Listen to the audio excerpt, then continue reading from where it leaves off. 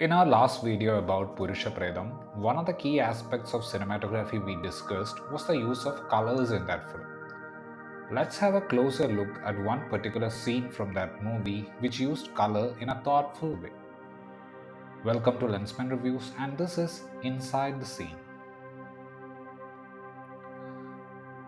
Towards the movie's climax, there is this scene where Sebastian, who had cracked the case, decides to go to Susan's house to confront her. In the previous video, we had already talked about the usage of green and red colors in the framing of this movie. In this particular scene, once Sebastian enters the house, the dominant color is red. The green color is pretty much like a secondary color. The aggression of Sebastian is the mood of the scene at the beginning.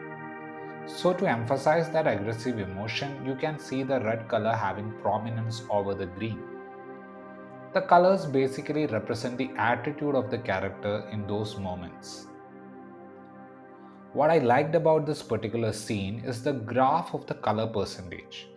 Even though green is there in the initial bits, the most striking color is red. But as the scene progresses, when Sebastian asks Susan to sit down, you can see the green percentage in the scene starting to increase gradually. When Susan admits her wrongdoing and explains that it was because of the various types of abuses she had to face, we can see the thick green neon lighting behind her.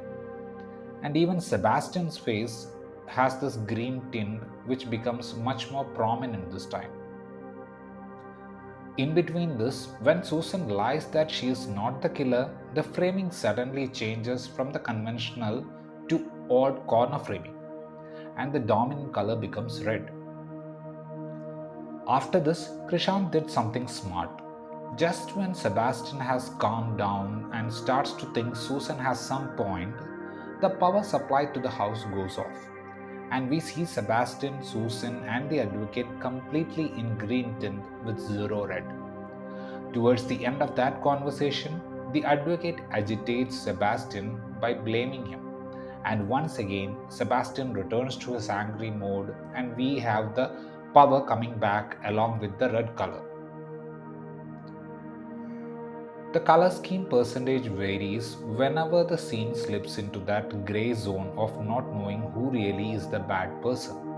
There is a similarity between the frame that had Susan at the beginning of the scene and the frame that shows Sebastian towards the end. From a frame entirely dominated by green, Sebastian quickly ends up in a full red frame representing Susan's brother's rage. The brother character is shown in a red background, while Susan and the advocate are shown mostly in green. Then the scene skillfully changes the blocking. Susan slowly walks into the red and the advocate stays in the green. You get to see the true color of Susan gradually as she admits that she had killed her husband.